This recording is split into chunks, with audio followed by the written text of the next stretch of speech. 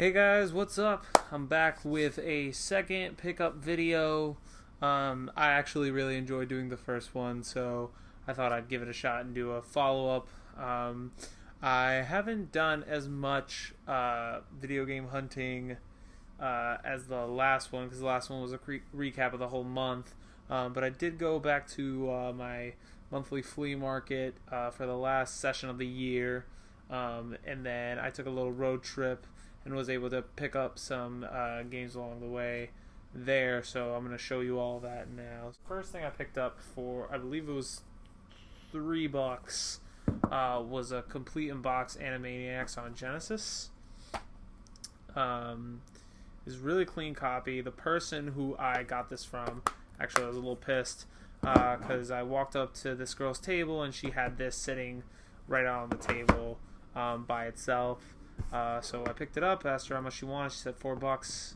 I said, would you do 3? She said yes, so did that for $3.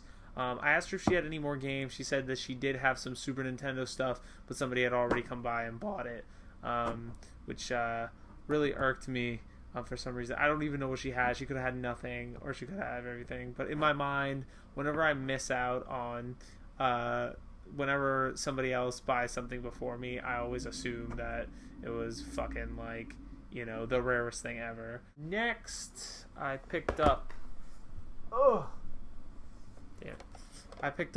Back to the Future on NES. I picked this up for $5 with the little case. You know, this is a game everybody rags on for being terrible.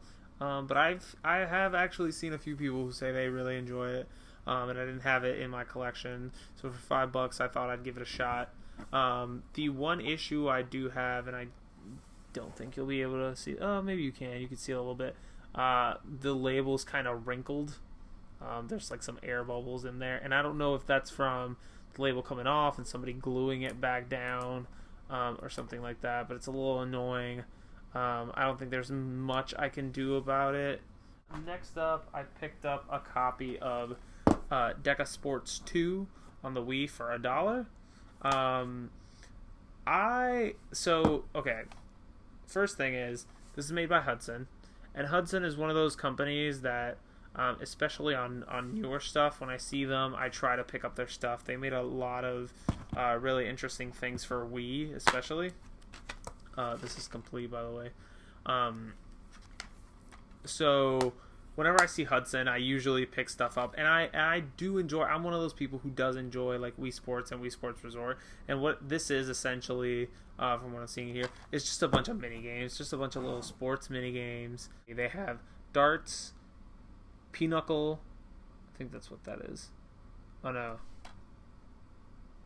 petanque. I don't know what that is. Synchronized swimming, mogul skiing, ice hockey, dodgeball, which actually sounds really fun. That's the one I'm really looking forward to trying. That one, and ice hockey, road racing, which I think is just motorcycle racing, tennis, kendo, and speed skating. So a lot of these I'm not really looking forward to playing, but things like dodgeball, ice hockey, darts, and maybe kendo I think might be fun. So Sega Sports, this I don't know what it goes for. I think it might be like $8 to $10. So getting it for $1 was pretty nice. PS4 controller. I did need a new PS4 controller. I bought my PS4 secondhand, and for some reason my the PS4 controller that it came with would not sync. It would just not like turn on and sync to my PS4. So I wasn't able to use it. I had to borrow a friend's controller, but now I have my own controller.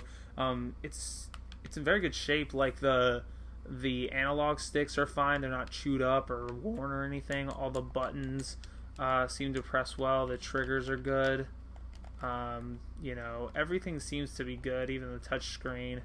I haven't had a chance to really use it yet, but you know, I can't really complain. I think this came out to like $20, I think is what he originally wanted for it, so I would have bought it on its own if I hadn't bought all this other crap with it. So there's that, and then I bought a trio of PSP games. PSP is a system that I really, really, really desperately want to get into. but I don't own a fucking PSP. For some reason, it's impossible for me to find a PSP in my area. It just never happens. Like, I've seen PSPs, but they're always either too expensive, they're broken, or they don't have their charger. And you know, with PSPs, at least for me, it kind of has to be something where I find a PSP that has everything it needs, because I don't want to like start piecing together a PSP. It just does not work for me. But I actually have a decent PSP collection, because a lot of times I find a bunch of PSP games with either no system, or the system is way too expensive, so I just end up buying the games. But I got these 3 games. So I got Astonisha Story, which looks like a RPG, a very nice looking RPG. The art style on this is very nice. It's kind of like anime, storybook, kind of cartoonish inspired, but it looks really, really detailed and really, really nice. It was published by Ubisoft, and I'm assuming it was developed by this company called Sonori. That's Sonnori. I've never heard of them before. So somebody please let me know if this game is any good. But it is complete. And the UMD was in pretty good shape. So there's that one. Then I also picked up Death Jr. And this is a series I've seen before, and I've never actually wanted. I've always wanted to play it, but I've never found it for cheap enough. It just looks like a really weird, kind of quirky series that'd be fun to play. I have no idea what it's like. It looks kind of like an action sort of platformy game, but somebody can tell me again, you know, what's this game like? Is it any good? You know, it's made by Konami, which nowadays is not a ringing endorsement, but back in the day was, you know, sort of a good thing. Again, the art style in this is really weird and bizarre, and I really enjoy stuff like that. It is complete with manual and game. Again, I fucking wish I could play this right now, but I can't, because I don't own a freaking PSP. But I will find one. I will find a PSP, and I will play all these PSP games. And then the last thing I picked up was a Bandai RPG called The Legend of Heroes: A Tear of Vermilion. Again, just looks like you know, just another JRPG. It was published by Bandai but developed by Falcom, and I know Falcom's known for some good RPGs, so I'm hoping this is this is a good RPG for the system. Again, if you guys have played this game and you know about it, please just let me know. There's like a little notes. There's like little notes in here. What the fuck does this even say? Holy Jesus. I guess this is like a bunch of character names that he like was playing as. That's pretty cool. Huh. But yeah. Oh, sorry. So, game's complete with manual and UMD in there. Again, I really, really like the PSP. Is one of those systems that I was always like, oh shit, I need to get my hands on this. You know, when I started collecting, because I saw all the like RPGs are some of my favorite games, and I saw all the like cool RPGs that were on the system, and I was like, I need to get me a piece of this. Unfortunately, I still have not been able to track down a freaking PSP, but I will continue to obsessively collect games that I think I'll enjoy when I finally do get a PSP for it. And then the last thing in that lot was Resident Evil Survivor. This game is known for not being very good. Unfortunately, sometimes that means that a game is valuable or more sought after because it, you know, didn't get a really high print run. Not many copies of it are around. This copy is complete. And, you know, I am interested in playing Resident Evil. I actually, Resident Evil Survivor, I do have a decent collection of Resident Evil games, despite the fact that I have never finished well, that's not true. I finished 5 and 6, but I really want to get into the older Resident Evils. Also, the other reason I picked this up is because this copy is freaking pristine. Like, there is absolutely not one thing wrong with this jewel case. No scratches, no cracks, nothing. Absolutely mint condition copy of this game. This is more of a first person shooter. I think it's an on-rail shooter. Probably more House of the Dead than Resident Evil. Again, I have not heard very good things about this game, but I'm still looking forward to playing it. I hope I can somehow find I wonder if this is compatible with a gun con. That'd probably be the best way to play it, but lacking that, I will definitely check it out with the controller. Hopefully my PS3 plays PlayStation 1 games, so hopefully I can pop this in and play a little bit of it. So all that, the controller, Resident Evil Survivor, and the 3 PSP games were $45, which I thought was a pretty good deal, considering that I think Resident Evil Survivor alone probably sells for like $25, and then the controller is worth at least $40 all by itself, 30 to 40. And now, what I believe was my best pickup from the flea market. What happened here essentially was this girl had a bag with like a big brown paper bag, a grocery bag, with a Wii on top, and I was like, oh, look at that, it's a Wii. So I start digging through it. She like lets me, I ask her, she gives me the bag, so I start digging through it, and there's like a Just Dance and like Wii Sports or something and the white Wii. So I was like, oh, there's not much here. And then as I keep going down the bag, I see a GameCube. I see a purple GameCube, and I'm like, holy crap, that's cool. And I reach in, and what was the first one I pulled out? I think it was this one. So I pull out Mario Kart Double Dash, and I'm like, holy crap, this is great. I wonder what else is in here.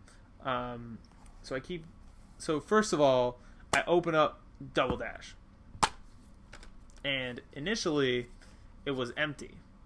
As you can see, game's right here. So when I first opened this case, game's not in there. I'm like, shit. Well, this is another case of, I find a good game, and this has happened to me so many times. I find a game that's sort of rare, or I'm really looking for, or I know is valuable, and I'm like, holy crap, I want this. Open the case up, nothing in there. Happened to me a lot. With systems like the GameCube, like the skinny PlayStations, always open up the system. They have buttons that'll just pop the top off, and you can look to see what's inside of the system. With systems like original Xboxes, Xbox 360s, fat PS2s, PS3s, stuff like that, a lot of the times those are really annoying because you'll find a game, the case will be empty, and you'll think, shit, the game's probably inside the system, but there's absolutely no way to check. But with the GameCube and with the skinny PS2s, you can check the inside. I think with some of the slim PS3s, you can also open the system to check the game without having to plug it in or anything. And those are always the best because you can always check to see if there's a game in there that maybe the seller missed. So in this case, this was empty, and as soon as I opened the GameCube, that was sitting right in there, and I was like, oh, that's great. So I took it out, popped it in, and as you can see, Mario Kart Double Dash, it is complete. I've played this game a few times. I actually really enjoy this game, but I'd like to sit down and play it with friends. I've only been able to play it maybe a handful of times, and I'm not very good at racing games for the most part. I will show this a little bit more. So there's a disc. There's that. I'm still on the lookout for the special edition, the 2-disc version of this. Then I pulled out Mario Party 5. And I freaking love Mario Party games. With the exceptions of, well, I haven't played them, so I can't say that, but 8, 9, and 10 I have not played. And I've not heard very good things about them. but they're still fucking super expensive. But I remember when the N64 came out, playing the original Mario parties on my friend's N64 and just having a freaking blast and just fucking up the skin on the palm of your hand trying to spin the freaking analog stick. This is Mario Party 5. I don't think I've played this one, so I was really excited to find it. It is complete. The disc has a few scratches on it, but I don't think it's anything that'll keep it from playing. So that was really, really exciting to find that. Boom. And then the best find, at least in my opinion, from that whole lot, as I kept digging, I pulled out The Legend of Zelda, not for resale, collector's promotional disc, whatever you want to call it. Essentially, it is it's a GameCube disc that has Legend of Zelda 1, Zelda 2 Adventure Link, Legend of Zelda Ocarina of Time, and Majora's Mask, all on one disc. And it also has a playable demo for Wind Waker. I own Zelda 1, Ocarina of Time, Majora's Mask. I don't own Zelda 2, so this is my first copy of Zelda 2 that I will own. I've never beaten any of these Zelda games. I know that's blasphemous. Honestly, I've never been a huge Zelda guy. Like, I don't know. It just never caught my attention the way it caught other people's attention. Oh, actually, that's a lie. I did beat the original Legend of Zelda with a friend, and I recently beat. Well, recently was like 2 years ago, I guess. A Link Between Worlds, and I really enjoyed that one. So I'm starting to get a little bit more into Zelda games. So now I'm trying to go back and kind of play through all the ones that I didn't get to play when I was a kid. So I'm hoping to play, Ocarina of Time and Majora's Mask and Zelda 2. But this was probably the best pickup. Made even sweeter by the fact that, yes, it is complete with the manual, and it has some other paperwork in there. I'll go ahead and pull the manual out just so you can see. But it has like a little Zelda subscribe and get your, special promotional stuff for like Zelda strategy guides and whatnot. And then the manual is full color and has instructions on, controls for all 4 games, which was really cool. And this was, again, in its freaking case, complete. So once I found these 3, I kind of looked through, and I'm so paranoid. Like, I looked through this whole bag, and there's just the 4 games. There were these 3 right here, and there was Sims Bustin' Out. I didn't want Sims Bustin' Out, so I just pulled these 3 out. I think she said initially $25. I shot back 20, and we settled on 20. I should have said 15, but whatever. We settled on $20. I just didn't want the GameCube. Like, I could have probably gotten a decent deal on the GameCube with the games and then sold the GameCube off or something. But I think I'd brought not that much money with me, so I didn't want to spend like a good chunk of it on a GameCube that I didn't have to flip. But I'm super happy getting these 3 games for $20. Considering that any of these games is worth more than $20, I think that was a pretty good deal. So that's it for flea market stuff as far as games are concerned. I did have a couple of trips to a thrift store, Salvation Army, and I did pick up a couple things. So the first thing I picked up was a copy of Bully on the PlayStation 2.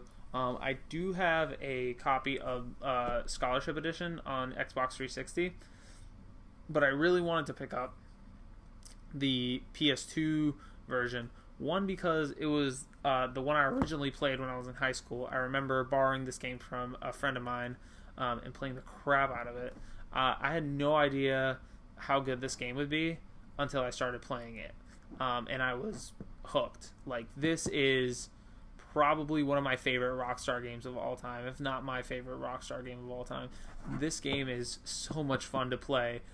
Just the setting, the characters, the whole setup is just genius. Like, if you haven't played this game, essentially you play a kid who's been forced to, who's been sent to an elite private school by his mother and new stepfather, I think.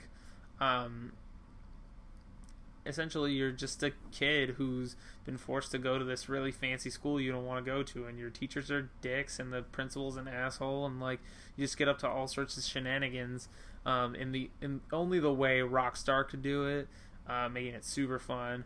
It's, essentially, well, I guess it is an open world game. You're restricted to like the town and the school, but the game is actually pretty big.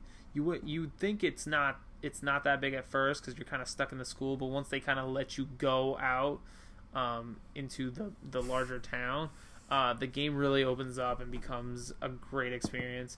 I would not recommend the PS2 version if you're going to get a version. I'd recommend the 360 version, the Scholarship Edition, because it just has more content.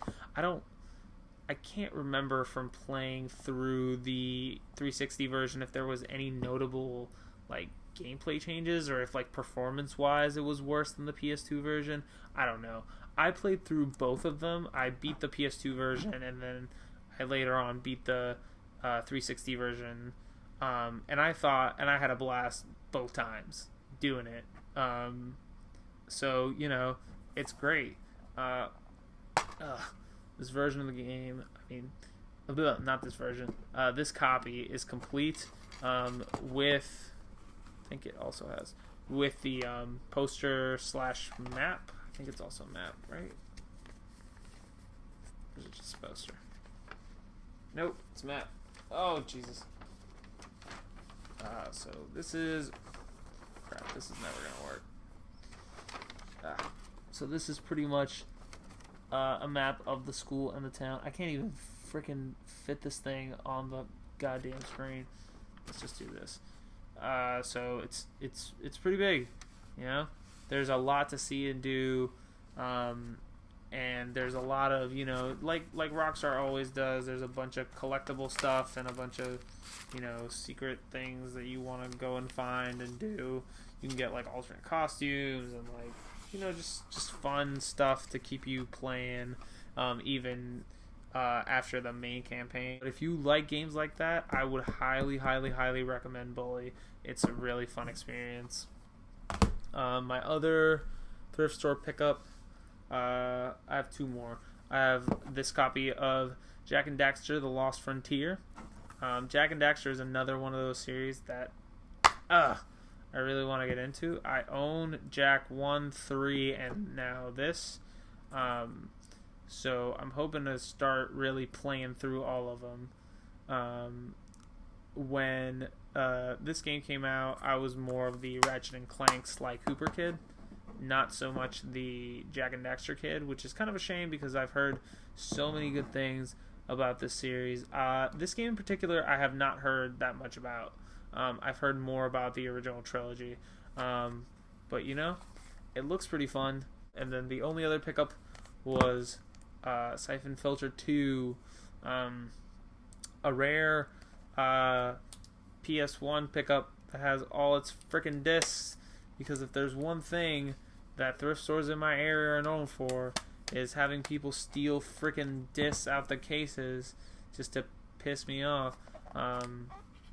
So like I showed, both discs are in there.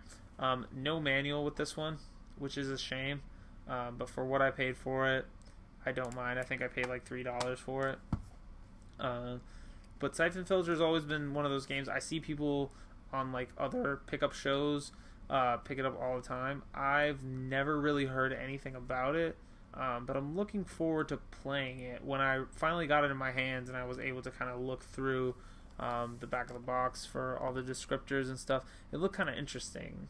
So again, if you guys have played this, let me know if it's any good.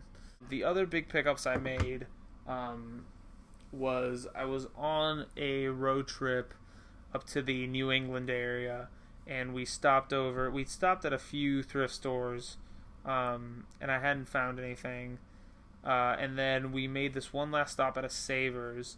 So I walk in the Savers, and I take a corner, and I see their little video game case. So I started looking through, and at first I don't see anything too exciting. And then I look down, and I see they have at least 4 or 5 Genesis bundles. I've seen thrift stores do this before. It's a little annoying, where they'll take a game system and they'll bundle it together with a few games, and they'll just sell it to you as a unit, like the system with the games. When you're starting off, if you don't have that system, I could see this being really exciting because you're getting a system and you're getting a bunch of games for just the same price.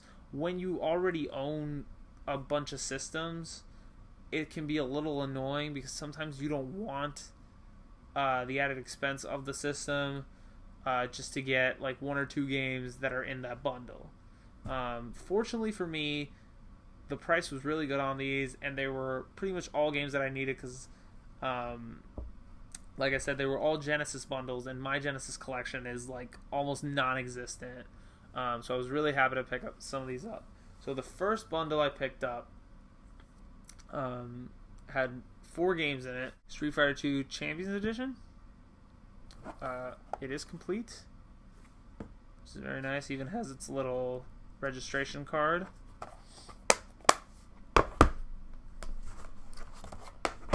Mortal Kombat 1. This is the only one of the ones I'm going to show you that does not have a manual, which was kind of annoying because the guy at the store who does all the bundles, he was the one who like set all this up. He told me that all the games in this bundle were complete, and you know, I think I know what he meant, but I just misinterpreted at the time. I don't really care that there's no manual, but you know, when you're told that things are going to be one way and they're another, it's always a little disappointing. But whatever, I'm not going to cry over a manual that I'd probably never read anyway. There's Mortal Kombat 2. Again, complete. And in very nice shape. I mean, the case is a little banged up, but aside from that, looks pretty good. And then Mortal Kombat 3. So I got the Mortal Kombat trilogy and Street Fighter 2 Champions Edition.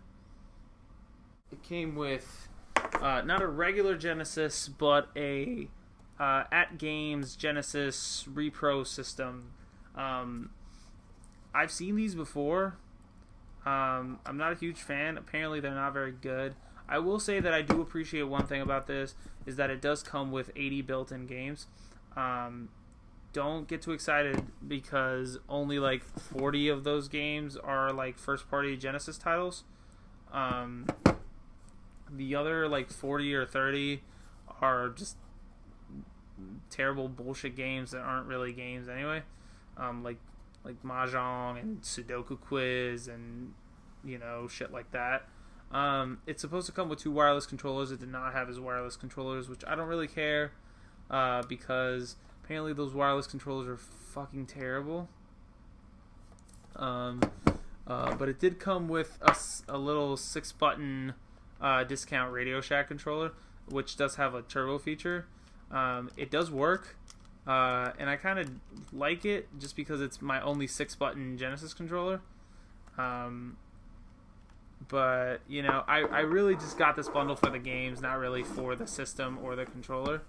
So, all in all, I got the controller, the system, and the 4 games I got for $20. All the Genesis bundles were $20, which I thought was a really good price. Because essentially all I wanted was these 4 games. So if you're really piecing it out, I guess I got these 4 games and this system and controller for like $3 and some a piece. You know, $3 and change, which I think is totally worth it for 4 in-box Genesis games. They're not the rarest games, but you know, they're at least decent games. Like Street Fighter 2 I think is a good game. Mortal Kombat I think is a good game. Mortal Kombat 2 definitely a good game. I've not played Mortal Kombat 3 on Genesis, but I'm assuming it's a Mortal Kombat game, you know. Nice to have, especially if you want to play with friends like I do. So that was the one bundle, and then I got the second bundle, which is the one I really wanted, which was this bad motherfucker right here, Model 1 Genesis,